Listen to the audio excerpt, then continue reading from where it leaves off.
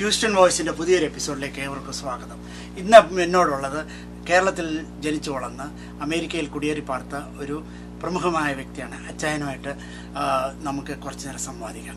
Please welcome അച്ചായൻ. Thank you അച്ചായൻ. അപ്പോൾ ഇന്ന് നമ്മൾ ഈ എപ്പിസോഡിൽ സംസാരിക്കാൻ പോകുന്ന അച്ചായൻ്റെ ഒരു ചെറിയ ജീവചരിത്രമാണ്. അപ്പോൾ അച്ചായൻ ഞങ്ങളോട് കുറച്ച് കാര്യങ്ങൾ സംസാരിക്കാം. അച്ചായൻ ഇവിടെ ജനിച്ചു വളർന്നത്, മാതാപിതാക്കൾ, പഠിച്ച സ്കൂളുകൾ, വിദ്യാഭ്യാസം, അങ്ങനെയൊക്കെയുള്ള കാര്യങ്ങൾ. Please continue. യെസ്, ഇംഗ്ലീഷിൽ മലയാളത്തിൽ പറഞ്ഞാൽ മതി. ഞാൻ ജനിച്ചത് 1948 പെരുമ്പട്ടി എന്ന് പറയുന്ന വില്ലേജിൽ ആണ് ജനിച്ചത്. എൻ്റെ മാതാപിതാക്കന്മാർ എന്ന് എനിക്ക് അറിയാവുന്നവർ, എൻ്റെ അപ്പൻ ഒരു മിലിറ്ററി ഓഫീസറായിരുന്നു. അങ്ങേർക്ക് ആർമിയിൽ പഠിപ്പിക്കുകയായിരുന്നു ചെയ്തുകൊണ്ടിരുന്നത്. വെല്ലിംഗ്ടൺ എന്ന് പറയുന്ന സ്ഥലത്ത് റിക്രൂട്ട്മെൻ്റൊക്കെ കഴിഞ്ഞ് ഒരു 1949 അപ്പച്ചൻ റിക്രൂട്ട്മെൻറ്റിൽ ആർമിയിൽ MRCയിൽ ചേർന്നു. അത് കഴിഞ്ഞ് ട്രെയിനിങ്ങൊക്കെ കഴിഞ്ഞ് അപ്പോൾ ഞാൻ ഓൾറെഡി മകനായിട്ടുണ്ട്. ഒരു വയസ്സ് എനിക്കുള്ളപ്പോഴാണ് അപ്പൻ ആർമിയിൽ പോകുന്നത്. അത് കഴിഞ്ഞ് അങ്ങേര് പഠിപ്പിക്കുകയായിരുന്നു. ഞാൻ ജനിച്ചത് കൊറ്റനാടാണ്. കൊറ്റനാട് പെരുമ്പട്ടില്ല. പെരുമ്പട്ടി എന്ന് പറഞ്ഞാൽ തിരുവല്ലയിൽ നിന്ന് ഒരു 15 മൈൽ. അതെ. അവിടെ വനപ്രദേശമാണ്. വനപ്രദേശമല്ല, ജനവാസമുണ്ട്. അവിടെ എൻ്റെ അമ്മയുടെ അപ്പൻ കേരളത്തിലെ ഒരു പഴയ കാലത്തെ പ്രമുഖ യാക്കോബായ കുടുംബത്തിൽ ജനിച്ച മണലിൽ ഫാമിലിയിലാണ്. അന്ന് അപ്പൻ ജനിച്ച ഭവനം വിട്ടുപോകേണ്ടത് പഴയ 99 വലിയ വസൂരി കാലത്ത് വല്യച്ഛനും കൊച്ചച്ഛനും ഒക്കെ എല്ലാവരും മരിച്ച് ഒറ്റത്തടിയായിട്ട് തീർന്ന് അങ്ങേര് 40,000 നിലത്തിലെ നെല്ല് പാട്ടം വാങ്ങുന്ന ഒരു മനുഷ്യനായിരുന്നു. ആ അദ്ദേഹത്തിൻ്റെ സ്വത്തുക്കൾ മുഴുവൻ കുടുംബത്തിലുള്ള അമ്മാവിമാരും ഒക്കെ അടിച്ചു മാറ്റി അങ്ങേര് ആനപ്പുറമ്പാൽ തലപടി വിട്ട് പെരുമ്പട്ടി എന്ന് പറഞ്ഞ സ്ഥലത്ത് വന്ന് താമസിക്കുകയായിരുന്നു.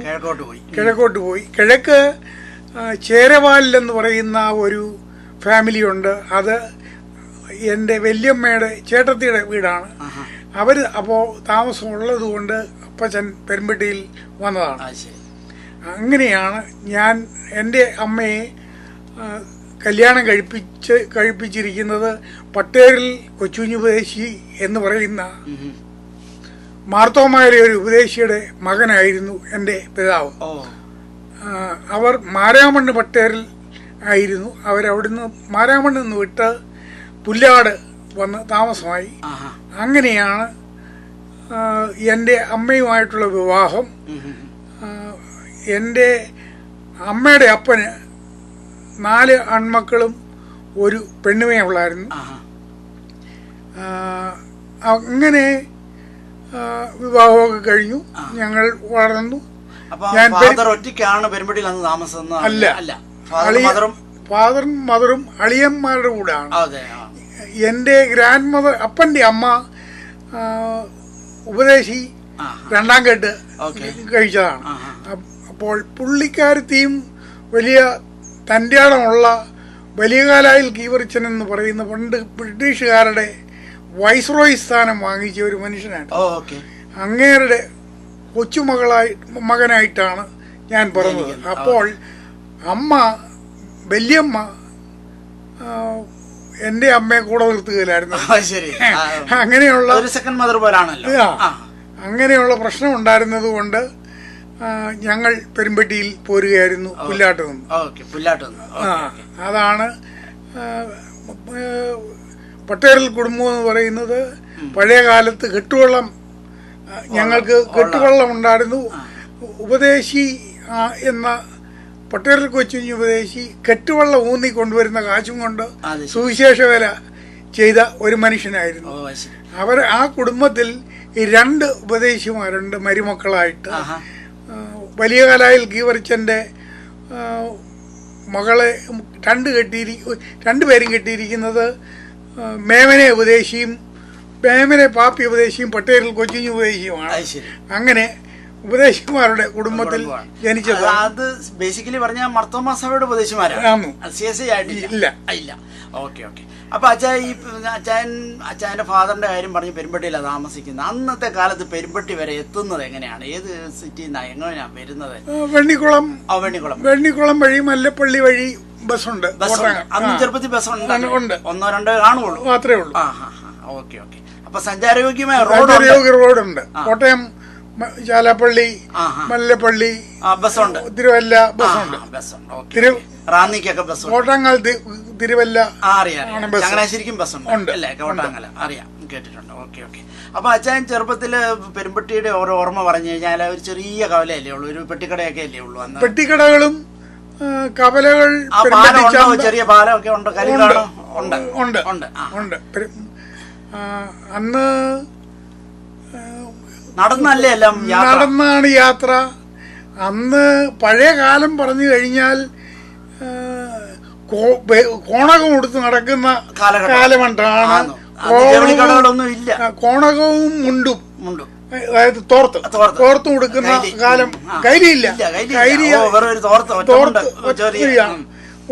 അതാണ് കൊച്ചിലത്തെ കാലം. അത് മാറി വന്നു കഴിഞ്ഞ് പിന്നെയാണ് അന്നൊക്കെ ദൈവകൃപ കൊണ്ട് നിക്കറും ഉടുപ്പും ഇട്ട് ജീവിക്കുന്ന ഒരു കാലമായിരുന്നു.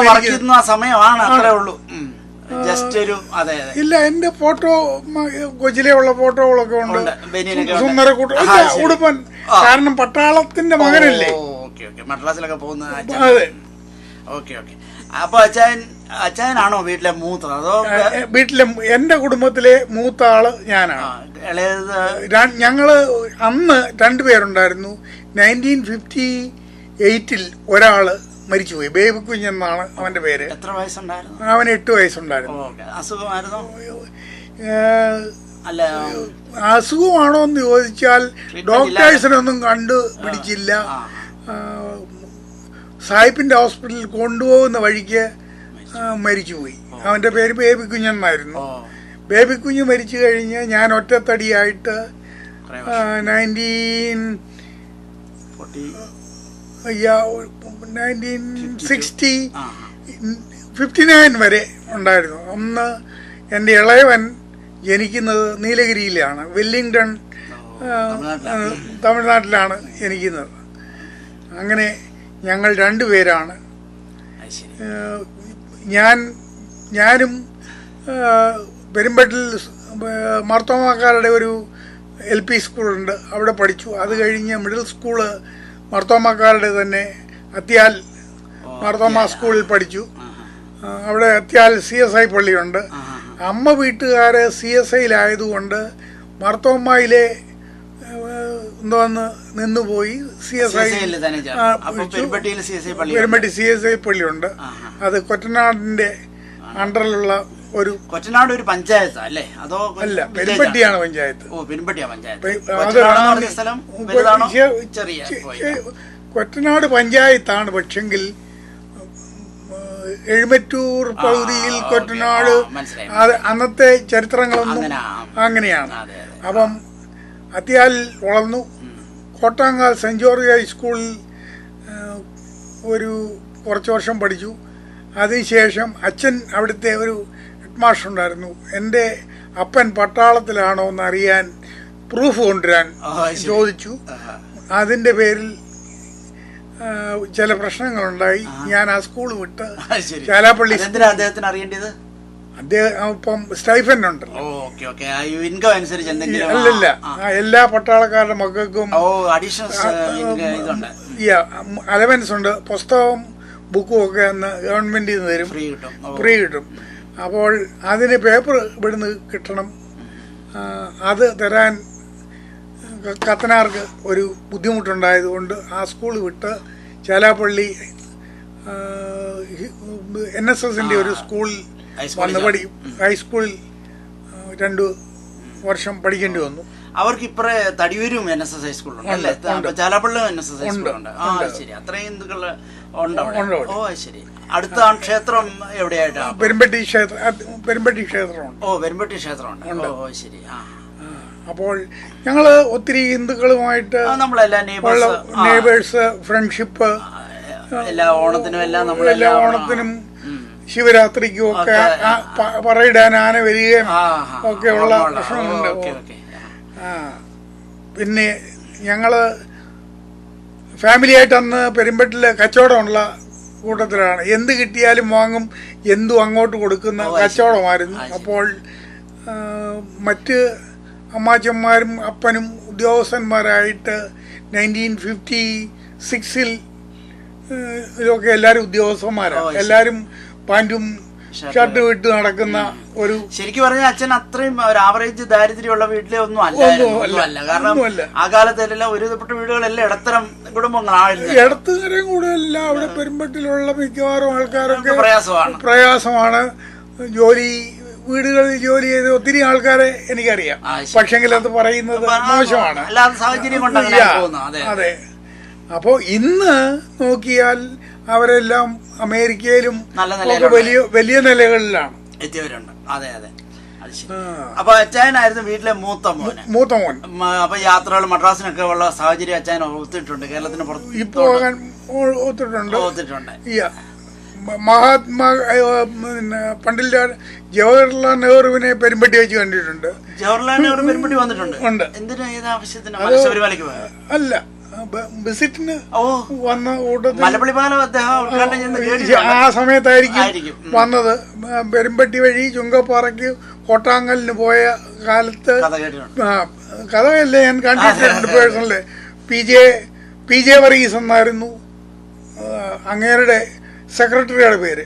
പി ജെ വർഗീസും അപ്പം എൻ്റെ പേരും തെളിവാണ്. ഞാൻ എപ്പോഴും പറയുന്നത് പി ജെ വർഗീസ് പോകുന്നത്. അത് കഴിഞ്ഞ് ഡോക്ടർ രാധാകൃഷ്ണനെ കാണുന്നത് ഊട്ടിയിൽ വെച്ചാണ്. ഊട്ടിയിൽ വെച്ച് ഉള്ള ഭാഗ്യം ഉണ്ടായിട്ടുണ്ട്. അപ്പൊ ഫാദറും മദറും മിലിറ്ററി കണ്ടോൺമെന്റിലാ താമസമൊക്കെ? അല്ല, അത് അന്ന് വെല്ലിംഗ്ടണിൽ താമസിക്കുമ്പോഴാണ് ഇങ്ങനെ കാണാൻ പോയത്. അമ്മ പോയി അപ്പൻ്റെ കൂടെ അന്ന് താമസിച്ച് 2 വർഷമോ മറ്റോ താമസിച്ചുള്ളൂ. ആ സമയത്താണ് ഈ ഇളയ മോനുണ്ടാകുന്നത്. മദറിന് ആരോഗ്യമൊക്കെ ഇല്ല. മദറിന് പഴയ കാലം മുതല് ഓമനിച്ചു വളർത്തിയ ഒറ്റപുത്രിക്ക് അസുഖം ഉള്ള നെയ്യും ലേഹ്യവും എല്ലാം മണലിൽ കുട്ടി കൊടുത്ത് ദീനമാക്കിയതാന്ന് ഇന്നത്തെ സ്റ്റഡി അനുസരിച്ച് അങ്ങനെ പറയാം. പക്ഷെങ്കിൽ ആട്ടിൻ ലേഹ്യവും ചെയ്യുമായിരുന്നു. പുള്ളിക്കാരത്തി CSIയുടെ മരണം വരെ ഉള്ള കോൺഫറൻസുകൾക്ക് മുഴുവനും മഹിളാ സമാജത്തിന്റെ മീറ്റിങ്ങുകൾക്കും വിമൻസ് ഫെലോഷിപ്പിന്റെ എല്ലാം പോകും. ഒരു പ്രാവശ്യം എവിടെ ഒരു കടന്നു പോകേണ്ട സ്ഥലത്ത് വെച്ചൊരു ആക്സിഡന്റ് വള്ളത്തേൽ ഉണ്ടായി. അതോട് കാലിന് ബുദ്ധിമുട്ടൊക്കെ വന്നു. എന്നാലും വലിഞ്ഞും മെഴിഞ്ഞും എല്ലാ സ്ഥലങ്ങളിലും പോകുമായിരുന്നു. അമ്മ 1993 93 അമ്മ പോയി. 2 മക്കളാണ്. ഞാൻ ചാലാപ്പള്ളി സ്കൂളിലെ പഠിത്തം കഴിഞ്ഞ് കോഴഞ്ചേരി സെന്റ് തോമസ് കോളേജിൽ പ്രീ ഡിഗ്രിക്ക് ചേർന്നു. പ്രീ ഡിഗ്രി കഴിഞ്ഞ് ഉണ്ട്, ഗ്രൂപ്പുണ്ട്. തേർഡ് ഗ്രൂപ്പ് എടുത്ത് ആണ് പഠിച്ചത്. അത് കഴിഞ്ഞ് സിവിൽ എഞ്ചിനീയറിങ് പഠിച്ച് പിന്നെ സിവിൽ എഞ്ചിനീയറിംഗ് പഠിക്കണമെങ്കിൽ എവിടെ പോകണം? ഒരു ഡിപ്ലോമ കോഴ്സായിരുന്നു. എവിടെ പോകണം പഠിക്കാൻ? അവിടെ കേരളത്തിൽ തന്നെ നമ്മുടെ പോളിടെക്നിക് ആണോ? അല്ല, പ്രൈവറ്റ് സ്കൂൾ. പ്രൈവറ്റ് സ്കൂളിൽ പഠിച്ച കുമ്പനാടൊക്കെ പറയുന്ന പോലുള്ള കേട്ടിട്ടുണ്ട്. പക്ഷെ കുമ്പനാട്ടല്ല പഠിച്ചു. പക്ഷെ വരയ്ക്കാനൊക്കെ പഠിപ്പിച്ചോ? എല്ലാം പഠിച്ചു. 11 സബ്ജക്ട് ഉണ്ടായിരുന്നു.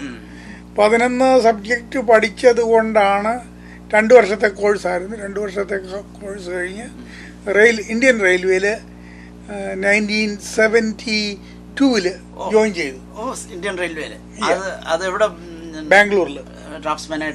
അല്ല, സൈറ്റ് സൂപ്പർവൈസറായിട്ട്. സൈറ്റ് സൂപ്പർവൈസറായിട്ട് വീൽ ആൻഡ് ആക്സൽ പ്രോജക്റ്റിന്റെ ആദ്യത്തെ ഗ്രൂപ്പിൽ എഞ്ചിനീയറായിട്ട് സൂപ്പർവൈസറായിട്ട് ജോലി ചെയ്തു. ഫാക്ടറിയിലാണ്? അല്ല, കൺസ്ട്രക്ഷൻ പ്രോജക്റ്റില് ആദ്യമായിട്ട് പ്രോജക്റ്റ് വരുന്നത്.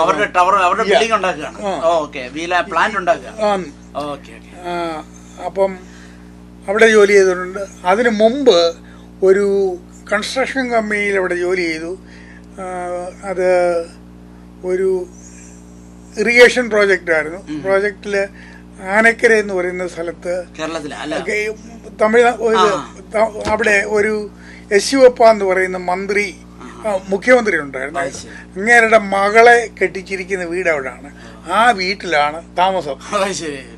അതുകൊണ്ട് അക്കോമഡേഷൻ അവരാണ്. അവര് പിന്നെ അവർ റാഗി റൊട്ടി ഉണ്ടാക്കി തിന്നും. എനിക്ക് വേണ്ടിയിട്ട് അവര് അരി റൊട്ടി ഉണ്ടാക്കും. പ്രിഫറൻസ് ഉണ്ട്. അങ്ങനെ ആണ് ആ വീട്ടിൽ താമസിച്ചത്. അങ്ങനെ കർണാടകം നല്ലതുപോലെ സംസാരിക്കാൻ കന്നഡ പഠിച്ചു. 3 വർഷം കൊണ്ട് അവർ സംസാരിക്കുന്നതിലും നല്ലതായിട്ട് കർണാടകം സംസാരിക്കാൻ പഠിച്ചിട്ടുണ്ട്. അതുകൊണ്ട് ഇപ്പോഴും അതിന്റെ ഗുണമുണ്ടാവും. അത് കഴിഞ്ഞ് 1976 മാരേജ്. എൻ്റെ ഭാര്യയ്ക്ക് അന്ന് നഴ്സസിന് വിസ കൊടുക്കുന്നതാണ്. അവള് ഓൾ ഇന്ത്യ ഇൻസ്റ്റിറ്റ്യൂട്ടിലെ ഒരു നേഴ്സായിരുന്നു ഇന്ത്യയില്, ഡൽഹിയില്. അവള് വിസ കിട്ടി. നാട്ടിൽ വിവാഹത്തിന് വന്നപ്പോഴാണ് കാണുന്നത്, വിവാഹം ആലോചിക്കുന്നത്. അങ്ങനെ വിവാഹം നടന്ന് ഞാനും അവള് അമേരിക്കയ്ക്ക് പോകുന്നു. ഒരാഴ്ച കഴിഞ്ഞ് 6 മാസം കഴിഞ്ഞ് എനിക്കും വിസ കിട്ടി. നഴ്സസിന് ഇവര് ഡൽഹിയിലൊക്കെ അങ്ങനെ അച്ഛൻ കല്യാണം കഴിക്കുമ്പോ തന്നെ അമ്മാമ്മ ഇവിടെ? അല്ല, കല്യാണം കഴിച്ചിട്ടാണ് അവള് പോരുന്നത്. അത് കഴിഞ്ഞ സ്പൗസിനെ അങ്ങനെയാണ് ഞാൻ അമേരിക്കയിൽ വരുന്നത്. അത് ഏത് വർഷമായിരിക്കും? 1976 കല്യാണം കഴിഞ്ഞു. 1977 ജൂലൈയിൽ ഷിക്കാഗോ. അന്ന് ഇന്റർവ്യൂ ഒക്കെ എവിടെ വെച്ചായിരുന്നു? ഡൽഹി വെച്ചായിരുന്നു. ഡൽഹിയിൽ തീ പിടിക്കുന്ന ചൂടിൽ പോയി ഇന്റർവ്യൂ കഴിഞ്ഞു. അന്ന് പാസ്പോർട്ട് അത് കഴിഞ്ഞാണോ അപ്ലൈ ചെയ്യുന്നത് അതോ? അല്ല, പാസ്പോർട്ട് ഓൾറെഡി എടുത്തിട്ടുണ്ടായിരുന്നു. വിസ ഇന്റർവ്യൂ ഒക്കെ ടഫ് ആയിരുന്നോ? ഒന്നും ചോദിക്കാറില്ല. ഇമിഗ്രന്റ് വിസ ആയതുകൊണ്ട് എല്ലാം അറിയാം. പേപ്പർ വർക്ക് സബ്മിറ്റ് ചെയ്യുന്നതനുസരിച്ചിട്ട് നമ്മൾ പാസ്പോർട്ട് സബ്മിറ്റ് ചെയ്യുക, ഇന്റർവ്യൂ കഴിയുക, പോരുക, അത്രേ ഉള്ളൂ. അന്ന് എയർപോർട്ടിൽ വന്നാ ഉണ്ടെങ്കിൽ ഗ്രീൻ കാർഡ് കിട്ടുന്ന ഒരു അനുഭവം അന്ന് അങ്ങനെ ഉണ്ടായിരുന്നു? അല്ല, എയർപോർട്ട് വരുന്ന ഗ്രീൻ കാർഡ്, എയർപോർട്ടിൽ വന്നാ ഉണ്ടെങ്കിൽ ഗ്രീൻ കാർഡ് വരും. പിന്നെ അത് വെച്ച് നമ്മള് ശരി. അപ്പൊ ഓൾറെഡി അമ്മാമ്മ ഇവിടെ അപ്പാർട്ട്മെന്റ് ഉണ്ടായിരുന്നു? ഇവിടെ ഉണ്ടായിരുന്നു. അമ്മാമ്മയുടെ ഒരു കസിൻ ഉണ്ട്, പുള്ളിയാണ് അവൾക്ക് സ്പോൺസർ ചെയ്തത്. ഏത് സ്ഥലത്തായിരുന്നു? ഷിക്കാഗോ. അന്നും ഈ ഷിക്കാഗോ ഇന്നത്തെ പോലെ വലിയ സിറ്റിയാണ്. ശരി. കണ്ടിട്ട് പിന്നെ അച്ഛൻ പിന്നെ യാത്രയൊക്കെ ചെയ്തിട്ടുണ്ട്. അപ്പോ അങ്ങനെ അമേരിക്കയിൽ വന്നു. ജോലി ആദ്യമൊക്കെ തപ്പിയിട്ടൊന്നും ജോലി കിട്ടിയില്ല. പെണ്ണുങ്ങളൊക്കെ പറയുമായിരുന്നു, എഞ്ചിനീയറെ പോയി കെട്ടിക്കൊണ്ട് വന്നിട്ട് ജോലിയൊന്നുമില്ല. ഞങ്ങളെ ഭർത്താക്കന്മാരൊക്കെ ജോലി ചെയ്യുന്നു. അത് കഴിഞ്ഞ് ഒന്നും നടക്കാതായപ്പോൾ ഞാൻ എങ്ങനെയാലും എവിടെയെങ്കിലും കയറിയാൽ മതിയെന്ന് വിചാരിച്ച് ഒരു ഒരിടത്ത് ഒരു മിഷൻ ഷോപ്പിൽ ബ്ലൂ പ്രിൻ്റൊക്കെ വായിക്കാൻ അറിയാവുന്നതുകൊണ്ട് അവർ ഹയർ ചെയ്തു. ആദ്യത്തെ ദിവസം സ്റ്റാർട്ടിങ് ബട്ടണും ഓഫ് ചെയ്യുന്ന ബട്ടണും അറിയാൻ വയ്യാഞ്ഞുകൊണ്ട് പറഞ്ഞു വിട്ടു, നിന്നെ എടുത്ത് സൂപ്പർവൈസർ എടുക്കുക വരാൻ പറഞ്ഞു. അങ്ങേര് എന്നെ ഒരു ട്രെയിനി ആയിട്ട് 3 മാസത്തേക്ക് ഇട്ടു. 1 മാസം കൊണ്ട് ഞാൻ അവരുടെ സ്റ്റാൻഡേർഡിൽ വന്നു. അന്നും ഒരു നേഴ്സിന് 2 രൂപ കിട്ടുമ്പോൾ 2.5 രൂപ കിട്ടുമ്പോൾ എനിക്ക് 4 രൂപ ഒരു മണിക്കൂറിന് കിട്ടുമായിരുന്നു. യെസ്. അന്ന് വേറൊരു സംഭവം ഉണ്ടായി. അമേരിക്കയിൽ വരുമ്പോൾ എന്നെ പിക്ക് ചെയ്തുകൊണ്ട് എൻ്റെ അളിയനെന്ന് പറയുന്ന ഈ പാർട്ടി പോയത് അവിടുത്തെ ഒരു കൾച്ചറൽ അസോസിയേഷൻ്റെ മീറ്റിങ്ങിനാണ്. അപ്പോൾ എല്ലാവർക്കും അന്ന് കോളേജിൽ പഠിച്ച എല്ലാവർക്കും അറിയാം, കുറേ പേരുണ്ടായിരുന്നു. അവർ പറഞ്ഞു, ഇദ്ദേഹത്തിനെ ജോയിന്റ് സെക്രട്ടറി ആക്കി വെക്കണം. അങ്ങനെ വീട്ടിൽ വരുന്നതിന് മുമ്പ് അസോസിയേഷൻ്റെ ജോയിന്റ് സെക്രട്ടറി ആയിട്ടാണ് വീട്ടിലോട്ട് വരുന്നത്. അങ്ങനെ കൾച്ചറൽ അസോസിയേഷനിൽ വന്നു, ജോലി കിട്ടി. ഇത് കഴിഞ്ഞു നേഴ്സസ് അസോസിയേഷന് അന്ന് സൈക്കാട്രിക് കോഴ്സ് എടുക്കണമായിരുന്നു. ഞങ്ങൾ ഇല്ലിനോയി കൾച്ചറൽ അസോസിയേഷന്റെ പേരിൽ കോഴ്സ് നടത്തി. അന്ന് ആ കോഴ്സിന് മിക്കവാറും അന്ന് നടത്തിയ സ്ത്രീകളുടെ എല്ലാം സർട്ടിഫിക്കറ്റിൽ എൻ്റെ ഒപ്പം കൂടിയുണ്ട്. ബയോഡേറ്റയിൽ ആ ഒപ്പ് ഉണ്ട്. അങ്ങനെ പിന്നെ അവിടെ IADO എന്ന് പറയുന്ന ഒരു ഡെമോക്രാറ്റിക് ഓർഗനൈസേഷൻ ഉണ്ട്, അമേരിക്കൻ ഡെമോക്രാറ്റ്. അതിൻ്റെ ജോയിന്റ് സെക്രട്ടറി ആയിട്ട് സർവീസ് ചെയ്തിട്ടുണ്ട്. ഇതെല്ലാം അച്ഛൻ ഈ ഭാഷയിലുള്ള ഒരു ഗുണം കൊണ്ടല്ല ഇവിടെ എല്ലാം ഇങ്ങനെയൊക്കെ ചെയ്യാൻ പറ്റിയ. അതെന്തോ ഇംഗ്ലീഷ് നമുക്ക് അന്നത്തെ ഇവിടുത്തെ വളഞ്ഞ ലാംഗ്വേജ് അറിയത്തില്ല, എങ്കിലും തമ്പുരാൻ ഒരു കരുണ ചെയ്തിട്ടുണ്ട്. എവിടെ ചെന്നാലും നിന്നെ മേളിൽ നിർത്തും. അത് ഒരു ലൈഫിലെ സംഗതിയാണ്. അത് കഴിഞ്ഞ് അവിടുത്തെ mayor Washington, mayor Bern, Philip Rock, Paul Simon, എന്ന് പറയുന്ന എല്ലാ ആൾക്കാരുമായിട്ടും കണക്ഷനും സിറ്റിയിലും അങ്ങനെയാണ്. അത് പിന്നാണ് ഉണ്ടായത്. പക്ഷെങ്കിൽ 1 വർഷം കഴിഞ്ഞപ്പോൾ ജോലി നിർത്തി. കമ്പനി ജോലി ക്ഷീണമായി. ഒടുവില് പാറക്കൽ എഞ്ചിനീയറിംഗ് എന്നും പറഞ്ഞൊരു കമ്പനി തുടങ്ങി, സ്റ്റാർട്ട് ചെയ്തു ഓൺ ബിസിനസ്. 78, 79 സ്റ്റാർട്ട് ചെയ്തു. അത് കഴിഞ്ഞ് ഒരു അമേരിക്കൻ പോളിഷുകാരൻ, യുഗോസ്ലോവിയൻ ഒരു കാർപ്പൻ്റർ എനിക്ക് ജോലി ചെയ്യുമായിരുന്നു. അവൻ്റെ പേരും ജോൺ എന്നാണ്. അവൻ ഷിക്കാഗോ ബെൽഡർ എന്നാണ് അവൻ്റെ കമ്പനിയുടെ പേര്. അവനെ ഞാൻ ഹയർ ചെയ്ത് കുറേ നാൾ കഴിഞ്ഞ് അവന് ദേഷ്യം വന്നും വെള്ളം അടിച്ചും വന്നാൽ ഈസസ കൂറ ബന്ദി ബോഗ എന്ന് പറയുന്ന ഒരു ഭാഷയിൽ, അവൻ്റെ ഭാഷയിൽ പറയും. അത് പിന്നെ മനസ്സിലായി യേശു ക്രിസ്തുവിനെ ചീത്ത വിളിക്കുക. അവനെ പറഞ്ഞു വിടാനുള്ള പരിപാടികൾ 2-3 പ്രാവശ്യം നോക്കിയിട്ട് നടക്കുകയില്ല. അവനെ പറഞ്ഞു വിടുന്ന സമയത്ത് ഞാൻ പറഞ്ഞു, നമ്മൾ തമ്മിൽ ഈ പണി നടക്കത്തില്ല. അവൻ പ്രിന്റ് ഷോപ്പിൽ പോയി അമേരിക്കൻ ബിൽഡേഴ്സ് എന്ന് പറയുന്ന ഒരു കമ്പനി രജിസ്റ്റർ ചെയ്ത് എനിക്ക് ജോൺ എന്ന് പറയുന്ന പേരും വെച്ച് അതിൻ്റെ ലീഗൽ പേപ്പേഴ്സ് മുഴുവൻ ശരിയാക്കി എൻ്റെ വീട്ടിൽ കൊണ്ടുവന്ന് നിർണയിച്ച് പറഞ്ഞു, നാളെ മുതൽ നീ അമേരിക്കൻ ബിൽഡേഴ്സ്, ഞാൻ Chicago builder, we are going to separate. അങ്ങനെ സെപ്പറേറ്റ് ചെയ്ത തുടങ്ങിയ ഒരു കമ്പനിയാണ് അമേരിക്കൻ ബിൽഡേഴ്സ് എന്ന് പറയുന്ന കമ്പനി. അവിടെ 5-6 വർഷം ഷിക്കാഗോയിൽ ഓപ്പറേറ്റ് ചെയ്തു. ഷിക്കാഗോയിൽ CSI പള്ളി ഉണ്ടാക്കി. അവിടെയും ഇവിടെയും മാർത്തോമ പള്ളിയിലും അവിടെ ഇവിടെയും പോയിരിക്കുന്ന ആൾക്കാരെ എല്ലാം 1 കൂട്ടി CSI പള്ളി 2, 3 ആദ്യം ഉണ്ടായിരുന്നത് ജോൺസൺ, മാത്യൂസ്, തമ്പി, അങ്ങനെ 3 അടുപ്പുകല്ല് പോലെ 3 CS ഫിലിപ്പച്ചൻ പറയുമായിരുന്നു. ആ കാലം കഴിഞ്ഞ് പള്ളിയായി.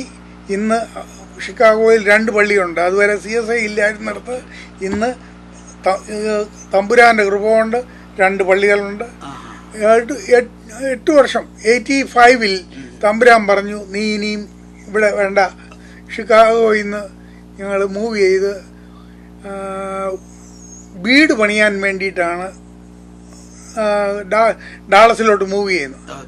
അവിടെ വന്ന് കഴിഞ്ഞ് പാർട്ട്ണർഷിപ്പിൽ എടുത്ത ഒരു കൺസ്ട്രക്ഷൻ കമ്പനി ഉണ്ടായിരുന്നു.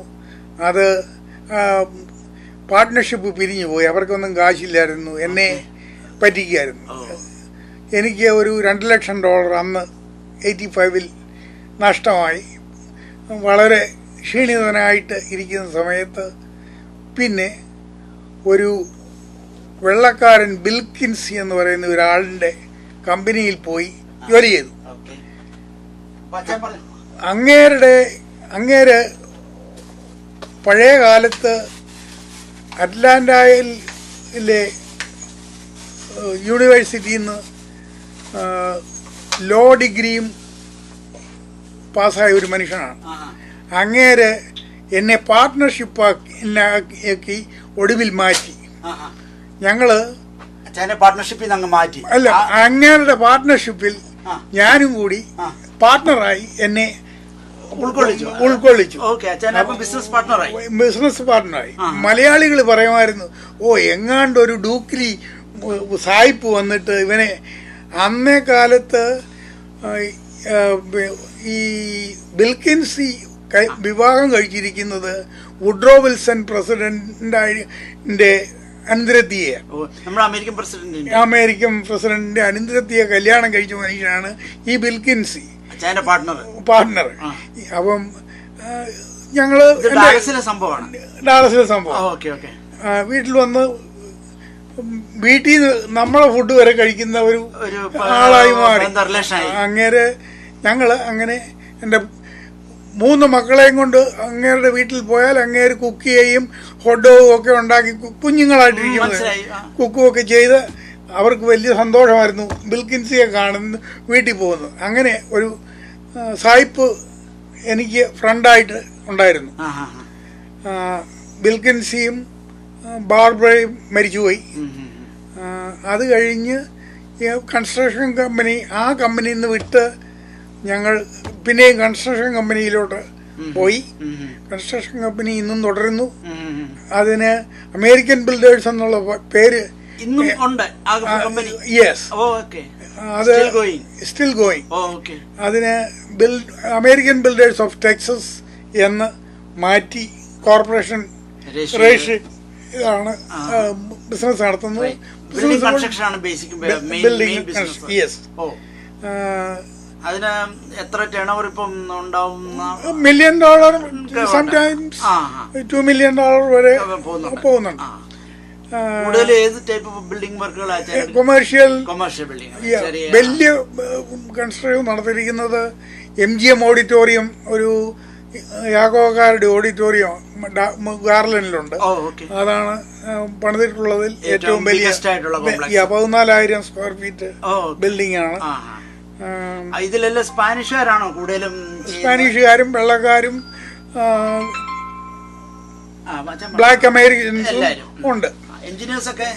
എഞ്ചിനീയേഴ്സ് ഞാൻ തന്നെയാണ്. എല്ലാം ഡിസൈൻ ഇവിടുത്തെ അമേരിക്കയിലെ സിസ്റ്റം അനുസരിച്ച് ഡിസൈനേഴ്സ് സെപ്പറേറ്റ് ആണ്. ഒരു ഡ്രോയിങ് ഉണ്ടാക്കി തരും, അത് വെച്ച് നമ്മൾ പണിയാന്ന് മാത്രമുള്ള കൊടുക്കുക എന്നുള്ളതേ ഉള്ളൂ. ഏത് സിറ്റിയിൽ ഇല്ല, ഇവിടെ ലൈസൻസ് ഇല്ല. ഇവിടെ ലൈസൻസ് അപ്പൊ എല്ലാത്തിനും ലൈസൻസ് വേണം.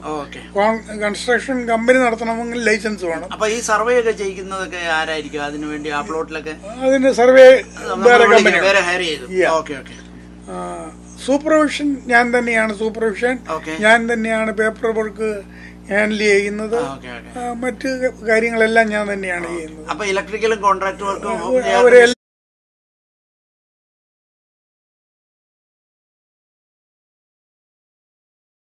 എല്ലാം സബ് കോൺട്രാക്ടേഴ്സ് നമുക്കറിയാം, നമ്മുടെ ടീമുണ്ട്.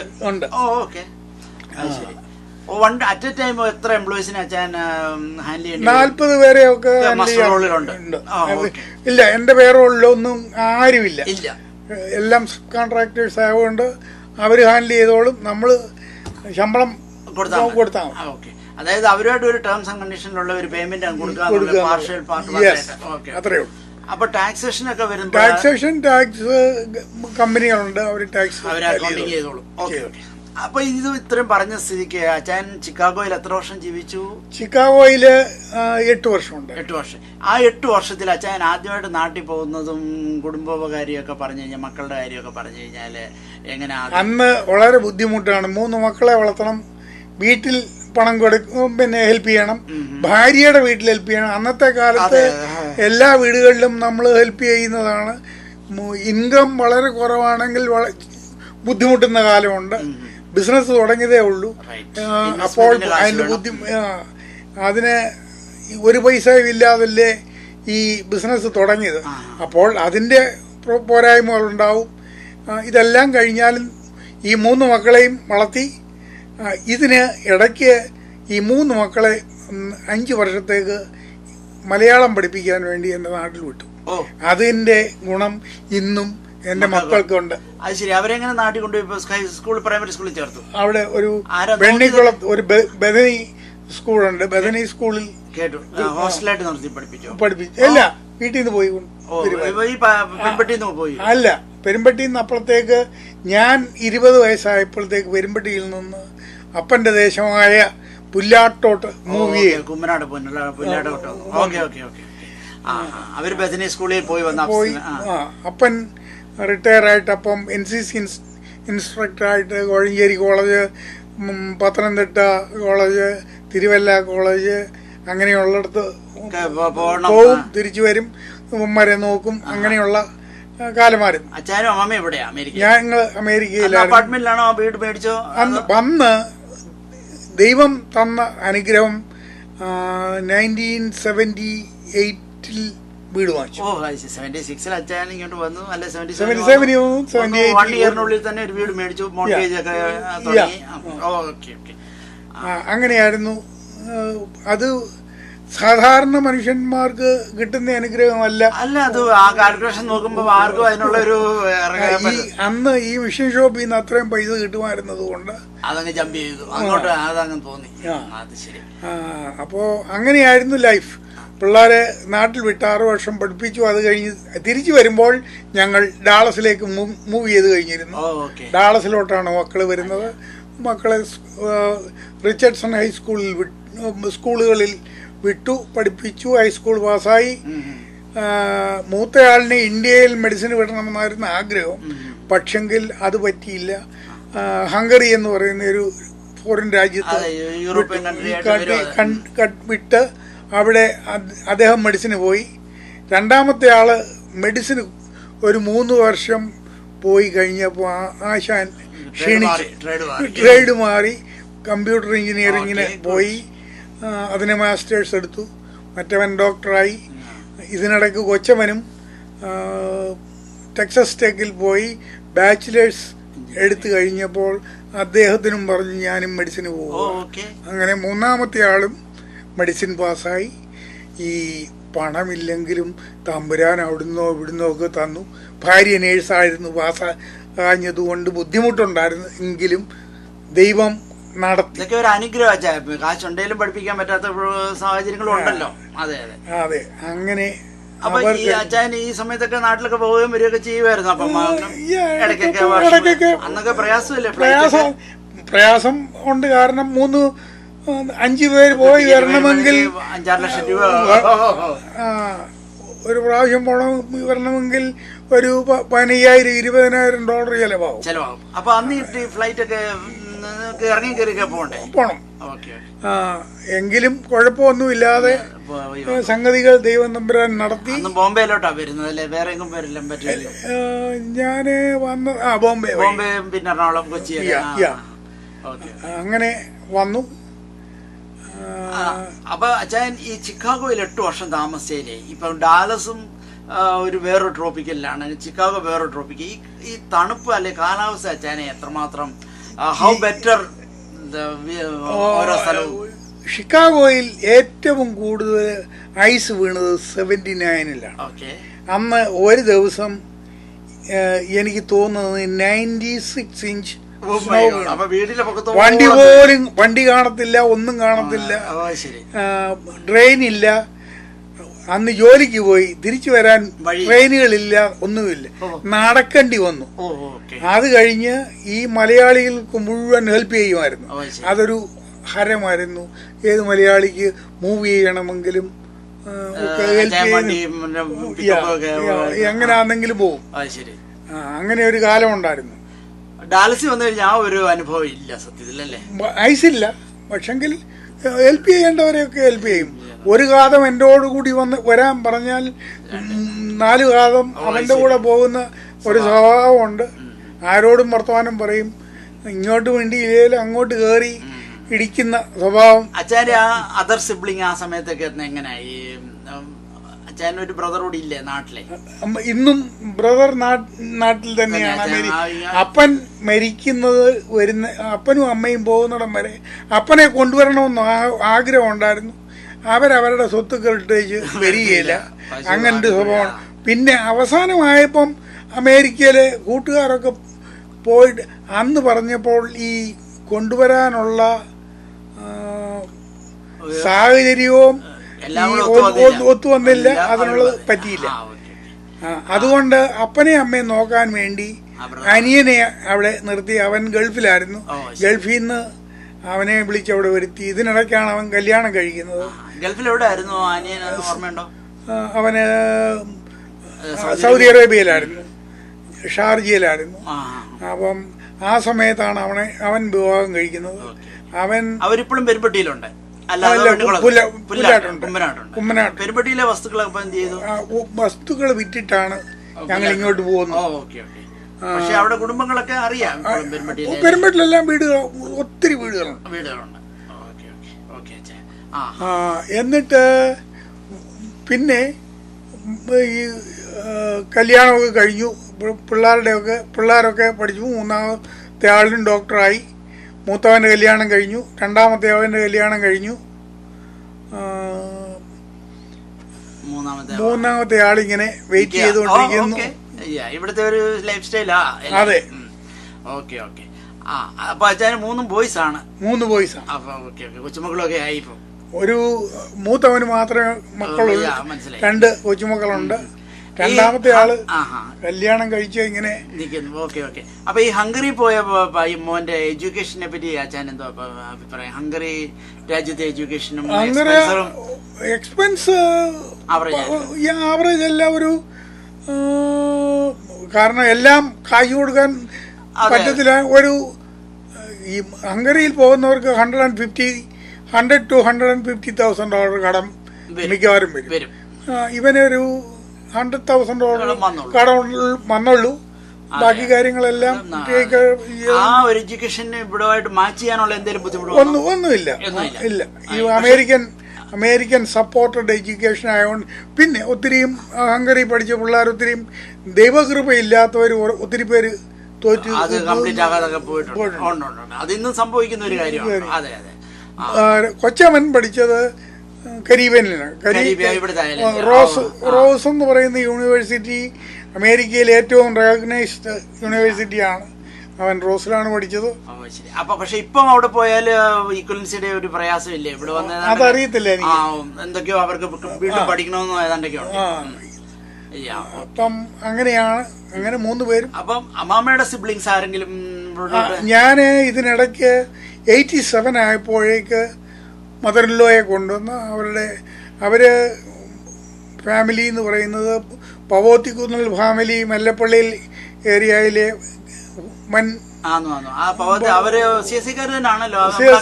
അവര് CSIക്കാരുണ്ട്.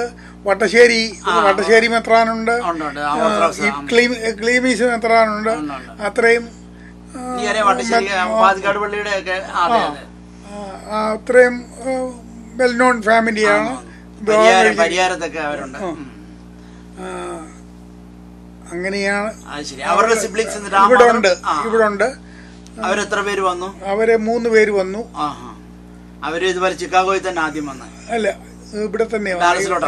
അവരിപ്പോഴും ഡാലസിൽ തന്നെ ഉണ്ടോ? എല്ലാരും ഡാലസിലുണ്ട്. ഓക്കെ. ആരും ചിക്കാഗോയ്ക്ക് പിന്നെ പോയിട്ടില്ല. ഓക്കെ ഓക്കെ, അത് ശരി. അപ്പൊ ചുരുക്കി പറഞ്ഞാൽ അച്ഛന് ഈ അമേരിക്കയിൽ വളരെ ചെറുപ്പത്തിൽ തന്നെ വന്നു. അച്ഛൻ കല്യാണം കഴിച്ച ഉടനെ വന്നു. ഇന്ത്യയിൽ ഒരു പറഞ്ഞ ഒരു 20 വർഷം അല്ലെ 28 വർഷം ഇന്ത്യ താമസിച്ചു. അതിൽ കൂടുതൽ അമേരിക്കയിലായി. 47 വർഷം അമേരിക്കയിലായി. പൊതുവിൽ പറഞ്ഞാൽ അച്ഛന് ഇന്ത്യയായിട്ടുള്ള ഒരു കോൺസെപ്റ്റ് ഇപ്പൊ എങ്ങനെയാ അച്ഛന് തോന്നുന്നത്? ഇവിടെ വന്നിട്ടുള്ളവരാരും തന്നെ തിരിച്ചു പോകില്ല. തിരിച്ചു പോയിട്ടുണ്ടെങ്കിൽ അവർക്ക് അവിടെ നിൽക്കാൻ പറ്റത്തില്ല, അവർ തിരിച്ചു പോരും. ഓക്കെ. മക്കളെ ഇട്ടിട്ട് ഒരുത്തരും പോകുമെന്ന് തോന്നുന്നില്ല. പിന്നെ അവിടെ ഭ്രാന്ത് കയറി വീട് പണിയുന്നവരും ഇൻവെസ്റ്റ് ചെയ്യുന്നവരും ഉണ്ട്. പക്ഷെങ്കിൽ അതൊന്നും വില പോകത്തില്ല, നിൽക്കത്തുമില്ല, കിട്ടുകയില്ല. പിന്നെ എല്ലാം പാഴ്വേല ചെയ്താലും തമ്പുരാൻ കൂടെ ഉണ്ടെങ്കിൽ എല്ലാം നടക്കും. തമ്പുരാൻ ഇല്ലാത്തവൻ വല്ലവനും ഏത് വിധത്തിൽ കള്ളപ്രവാചകന്മാർ ഒത്തിരി ഉണ്ട് ഇവിടെ. ആ കള്ളപ്രവാചകന്മാരൊന്നും രക്ഷപ്പെടുകയില്ല. ഇപ്പൊ നമ്മൾ 2022 CSA കോൺഫറൻസിലാണല്ലോ നമ്മൾ ഈ കണ്ടുമുട്ടിയത്. അപ്പൊ അച്ഛൻ അറിയാം അമേരിക്കയിലെ ഈ പറഞ്ഞ സ്ഥലങ്ങൾ ചിക്കാഗോ, ഡിട്രോയിറ്റ്, ന്യൂയോർക്ക്, വാഷിങ്ടൺ പറഞ്ഞു കഴിഞ്ഞാൽ അച്ഛന് ഓരോ സ്ഥലത്തെ പറ്റിയും പറഞ്ഞാൽ അറിയാവുന്ന ഓരോ വ്യക്തികളുടെ പേര് പറയാമോ?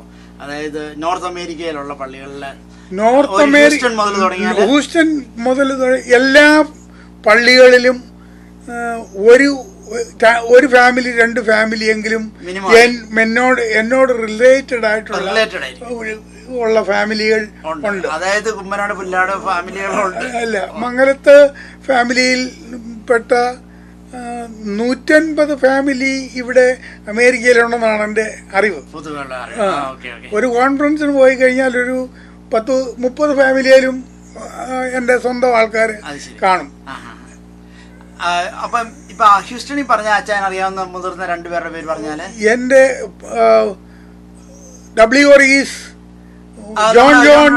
മദറിന്റെ കാര്യം പറഞ്ഞു. ജോൺ ഉണ്ട്. അവരുടെ ഫാമിലി മുഴുവൻ ഉണ്ട്. വേറെ കൂടത്തുമുറിയിൽ ഒരു പുള്ളി, അവര് ഒരു പണിക്കുമുറിയെ അറിയാം. പണിക്കുമുറിയെ അറിയാം. ജഡ്ജി ജൂലിയുടെ ഫാമിലി, ജൂലി കസിനാണ്. അങ്ങനെ ഒരു 20 ഫാമിലി മിനിമം ഭൂഷണിലറിയാം. ഷിക്കാഗോയിലും അത് തന്നെ. ന്യൂയോർക്കിൽ ഒരു 50 ഫാമിലി കൂടുതലറിയാം. 50. ശരി. ന്യൂയോർക്ക് 3 പള്ളി ഉണ്ടല്ലോ. ഫിലാഡൽഫിയയിലും ഉണ്ട്. Okay okay. അപ്പൊ അച്ഛൻ ഇത് ഇപ്പൊ അച്ഛന് പറഞ്ഞു കഴിഞ്ഞാൽ അച്ഛൻ 47 അച്ഛൻ ജനിച്ചെന്ന് പറഞ്ഞു. അതായത് ഒരു 48 ഇന്ത്യക്ക് സ്വാതന്ത്ര്യം കിട്ടിയതിന്റെ അതേ സമയം തന്നെയാണ്. അപ്പൊ 74 വയസ്സ് അച്ഛൻ ഇപ്പോഴും ജോലി ചെയ്യുന്നു.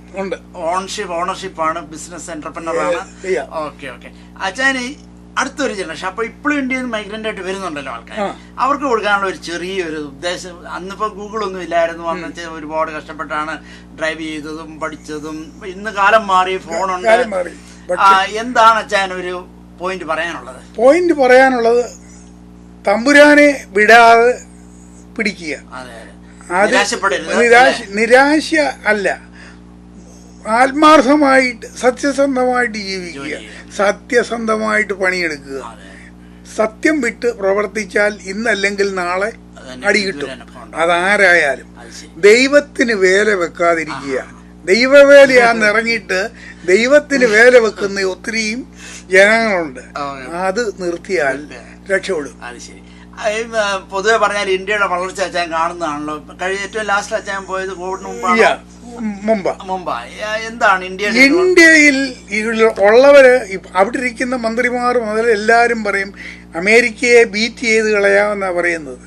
ഇനി ഒരു 200 വർഷം കഴിഞ്ഞാൽ അമേരിക്കയുടെ ഇന്നത്തെ സ്റ്റാൻഡേർഡിൽ അമേരിക്ക വരികയില്ല. കുണ്ടിലിരിക്കും കുന്നിന് മീതെ പറക്കാൻ മോഹം എന്ന് പറയുന്ന പോലെയാണ് ഇന്ത്യയിലെ പൊളിറ്റീഷ്യൻസ്. അവർക്ക് പണം ഉണ്ടാക്കാൻ കൈക്കൂലി നിന്നാൽ അതെ റെയിൽവേ മുതൽ എയർക്രാഫ്റ്റ് ഡിപ്പാർട്ട്മെന്റ് വരെ അതെ പൊതുമരാമത്ത് വകുപ്പ് മുഴുവനും കൈക്കൂലി കൊണ്ട് കുമിഞ്ഞിരുന്ന സ്ഥലമാണ്. കാരണം റെയിൽവേയിൽ ജോലി ചെയ്തുകൊണ്ട് എനിക്കറിയാം കൈക്കൂലി എത്ര കിട്ടും, എങ്ങനെയാ റെയിൽവേയിലെ ജീവിതമെന്ന് എനിക്ക് നല്ലപോലെ ക്യാപിറ്റൽ പണിഷ്മെന്റ് പോലുള്ള രീതിയിൽ എല്ലാ കാര്യങ്ങളും കൊണ്ടുവരണം അല്ലേ? അതെ അതെ അച്ഛാ, വളരെ സന്തോഷം. ഇനിയും നമുക്ക് ഒരുപാട് കാര്യങ്ങൾ സംസാരിക്കാനുണ്ട്. അത് അടുത്തൊരു എപ്പിസോഡിൽ കാരണം ഇന്ന് നമുക്ക് തിരക്കുള്ള ദിവസമാണല്ലോ. അപ്പൊ അടുത്ത ഒരു തവണ നമുക്ക് സഹകരിച്ചതിന് ഒത്തിരി സന്തോഷം. നമ്മൾ ഇന്ന് കണ്ടുമുട്ടിയെങ്കിലും ഇന്ന് അച്ഛൻ എന്നോട് ഒത്തിരി കാര്യങ്ങൾ സംസാരിച്ചു. അപ്പൊ നിങ്ങൾക്ക് ഈ സ്ഥലങ്ങളൊക്കെ എങ്ങനെ ഇത്ര അറിയുന്നത്? അത് കുഴപ്പമില്ല, താങ്ക് യു. അത് ഞാൻ കട്ട് ചെയ്ത് കളഞ്ഞാലോ.